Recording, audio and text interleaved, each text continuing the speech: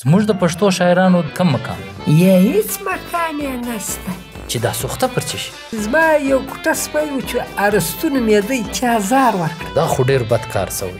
ګورو چې کاپي په مځکه ننوته که اسمان وخوړه نو هغه کتاب هېڅوک هم بیا نه وایي. نوم یې دلته نه اخلم، تندی به یې ترې نیولی، ته به یې د وروست لیمبو خوړلی.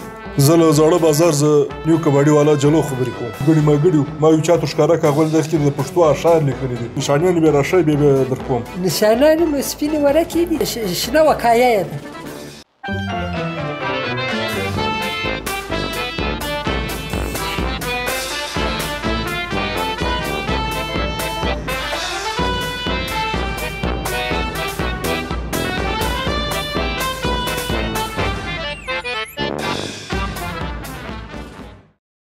سلامونو ګرانو دوستانو، زم ستاسو کوربه باچا ګل او تاسو ګورئ پښتو کارټون شو. نن له موږ سره په پروګرام کې زموږ د سیمې یو تکړه شاعر ښاغلی مراد خان سوخته راغوښتی دی. سوخته صاحب په پروګرام کې ښه راغلاست درته وایو. خوشنصیبه یم ډېر چې د جانان له څنګه ناست یم، بیا له ډېرې مودې پس نن د خپل ګران له څنګه ناست یم. واه واه واه چې د پروګرام آغاز تا له دومره خوندور شعر سره وسو، نو زما یقین دی چې د نن پروګرام څخه به ګران کتونکي ډېر خوند واخلي. نو تر هر څه مخکې به زه له تا دا پوښتنه وکړم چې دا سوخته پر څه شي؟ ګرانه سوخته په دې یم چې څوک ماته زما پر شاعري داد نه راکوي، یا زما په شاعري ملنډ وي یا په کښته سترګه ورته ګوري، نو ما د رحمان بابا هغه شعر را په یاد سي، وایي دا دستور دی چې له درده زګیروی خیزي، یکني څه و د رحمان له شاعرۍ. بلکل بلکل. نو اوس به له زګیروي څخه برته راسو د پروګرام خواته. ښه سوخته صاحب، تا شاعري کله او څنګه شروع کړه؟ ما شاعري هغه وخت شروع کړه چې کوم وخت زما یو سپي ته چا زار ورکړه. زار؟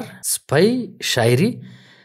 زه نه سوم پوه. نو هغه داسې کیسه وه چې زما یو کوټه سپی و چې ارسطو نومېدی، پر ما بې اندازې زیات ګران و. داسې غاښونه یې وو لکه ملغلرې، داسې غوږونه وو لکه پر سر چې تاج ورکښېږدي، او داسې ویښتان یې وو لکه ورېښم. ګور چې کوم ظالم زار ورکړه. بس نو د خپل ارسطو په یاد کې ما شاعري شروع کړه.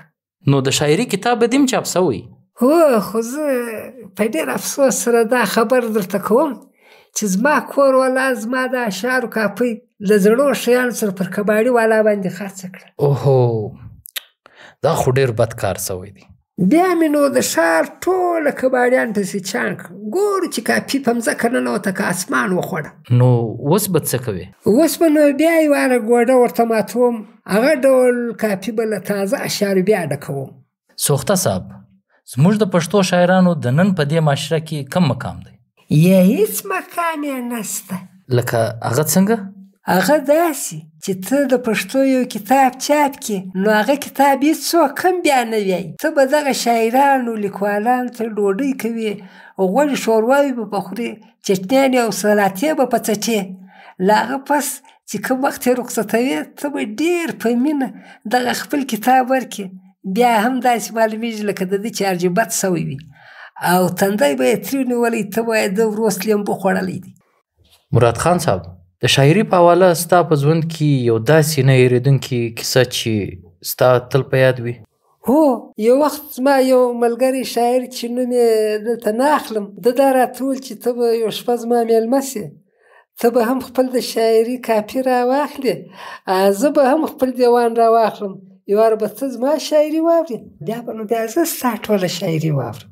بیا نو د ده میلمه سوم، ده خپل دیوان را واخیستی، نو لګیا ما هم وروره د ده د زړه د خوشحالۍ دپاره داد ورکاوه چې واره بیا دغه شعر بیا راته واوروه.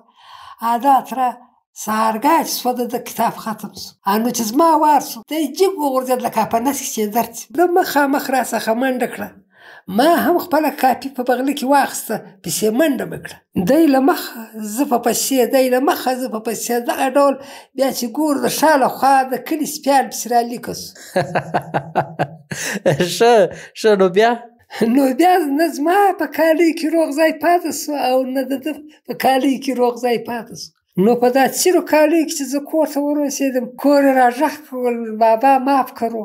ما ویل زه یم ملنګ نه یم، نو پر دې ځای دا شعر را په یاد شول واوه ملنګ جانه خوند دې واخیست لکه چکوله پټ ځې ماشکوله.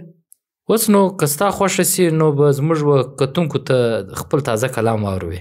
نو زما یو تازه غزل ده وایي مرمه بې تا هله راځه راسه چټک جانانه، مرمه بې تا هله راځه راسه چټک جانانه زما چپک جانانه، زما چپک جانانه. ډېر ښه ډېر ښه.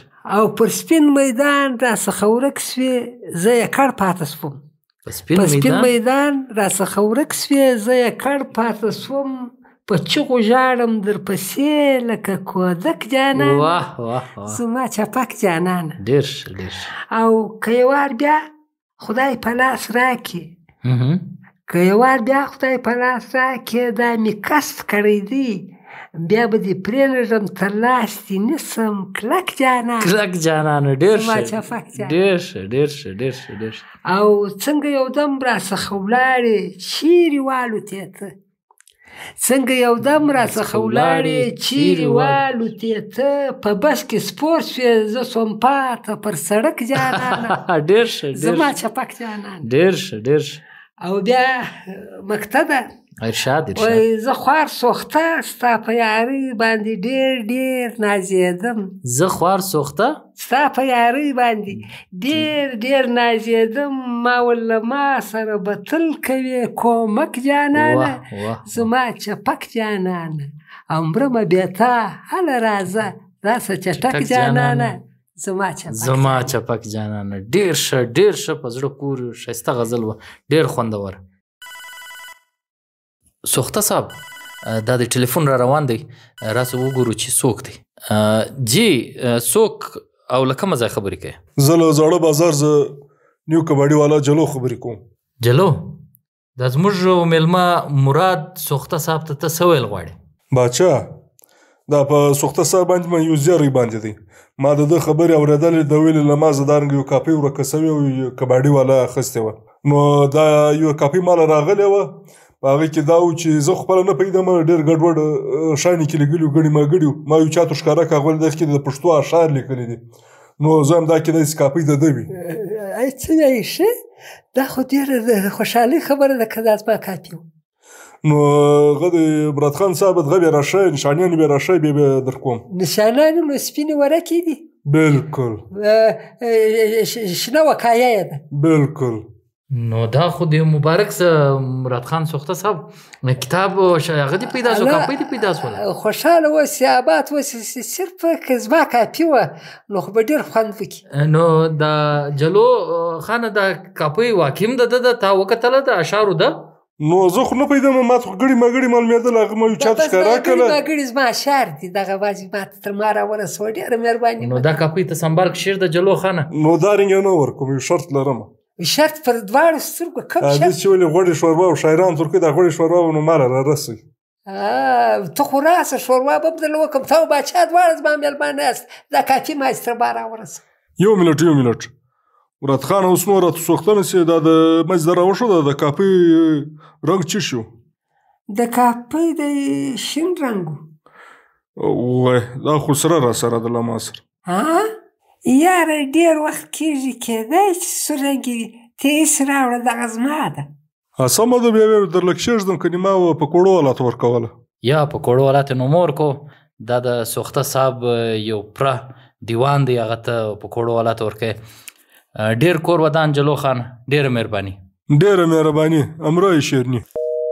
مراد سوخته صاحب یو وار د بیا مبارک سه درځه چې دا کاپۍ ځین راوړو دی نه چې یو ځای په ټکه راځولی وی. هو بلکل. نو راځه چې ولاړ سو دا کاپۍ ترلاسه کړو. در ولاړ سه.